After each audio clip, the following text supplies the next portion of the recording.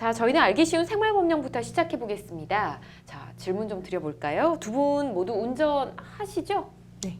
운전하시고요. 서 변호사님은요? 저도 합니다. 당연히 하시는데, 자, 뭐 엄청 소심한 사람도 이 운전대를 잡으면 좀 변한다 이렇게 이야기하는 경우가 많잖아요. 두 분 운전 스타일이 어떨지 좀 궁금해지는데요. 곽 변호사님은 평소처럼 이렇게 차분하게 운전하십니까? 네, 운전할 때 좀 차분하게 하는 편이고 좀 예. 원리 원칙대로 해야 되는 스타일이어서 막 네. 새치기하고 이런 차 보면 되게 속상해요. 막 아. 말도 못하고 속으로 막 나쁘다 막 이렇게 생각합니다. 항상 방향 지시는 꼭 켜고 네. 이렇게 움직이시고 네. 약간 저도 비슷한 스타일인 것 같긴 한데 곽 변호사님만큼은 아닐 것 같기도 하고 서 변호사님은 어떻습니까? 저는 평소 성격이랑 좀 달리 소심해지는 아, 운전할 때는 그래요? 저도 예. 약간 좀 이렇게 경계 운전을 하는 스타일이에요. 아, 그래요? 사고로 날까봐 무서워가지고. 무서워서 네. 끼어들 때도 좀 조심하시고 네. 이왕이면 양보하고. 네, 맞습니다. 그렇군요. 두 분은 뭐 굉장히 뭐라 그러지 모범적인 운전자이신 것 같습니다. 제가 오늘 이렇게 두 분 운전 스타일을 여쭤본 이유가 바로 오늘 주제가요. 난폭 운전과 보복 운전이기 때문입니다. 자, 도로 위의 폭력이라고 불리는 난폭 운전과 보복 운전. 먼저 이 두 가지 차이점부터 알아보도록 할까요? 서 변호사님. 예, 난폭 운전은 특정되지 않은 여러 사람에게 위험과 불편함을 주는 이제 운전 행위라면은 네. 보복 운전은 이제 특정인을 딱 찝어가지고 그분을 지목해서 고의적으로 이렇게 위협을 가하는 그런 운전 행위입니다. 네. 그래서 난폭 운전에 대해서 이제 먼저 말씀을 드리자면은 도로교통법에 이제 금지되는 난폭 운전의 유형을 규정하고 있는데요.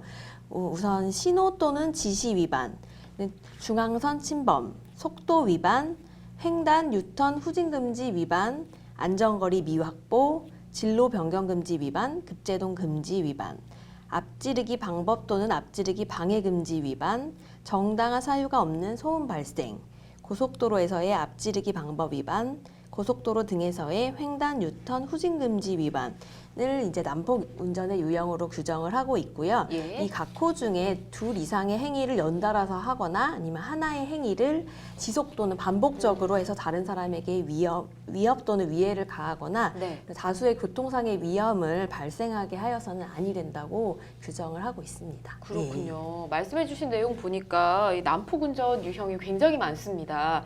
자, 그렇다면 보복운전도 알아보도록 할게요. 곽 변호사님. 네, 보복 운전 같은 경우에는 운전 중에 이제 시비가 좀 발생할 수 있잖아요. 네. 이런 사소한 시비로 앞지르기 위반이나 고의로 급정거를 한다든지 상대방을 운전으로 위협하거나 네. 공포심을 유발하는 경우를 말합니다. 그래서 예를 들어 드리면 앞서 가다가 고의적으로 급정거를 한다든지 뒤따라오다가 앞지르기를 해서 갑자기 속도를 앞에서 줄이거나 멈추는 경우, 진로를 방해하면서 위협하며 운전을 하는 경우, 또 차로를 급하게 변경을 해서 상대방 차량을 중앙선이나 갓길 쪽으로 밀어붙이는 행위 등이 모두 포함됩니다. 그렇군요.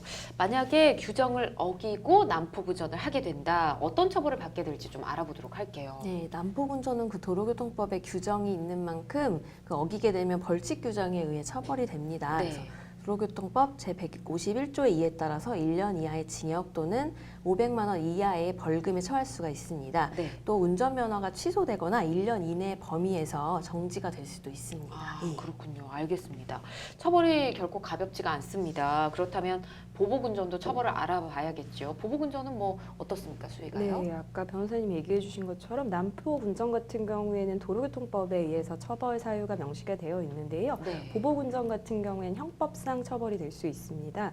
이게 형법상 특수폭행죄, 특수협박죄, 특수상해나 특수손괴 등이 인정이 될 수 있어요. 그 이유가 보복 운전을 하는 행위가 차량을 이용한 행위이지 않습니까? 그렇죠. 근데 이 차량이 형법상 위험한 물건에 해당이 됩니다. 그래서 위험한 물건을 이용해서 다른 사람한테 폭행을 가하거나 상해를 가하면 특수폭행, 특수상해라고 해서 가중처벌이 되기 때문에 네. 형법상 처벌받는 행위에 해당합니다. 그렇군요. 잘 알겠습니다. 자, 경찰청 통계를 살펴보면요. 지난 한 해 동안 발생한 보복 운전이 16,691건에 달한다고 합니다.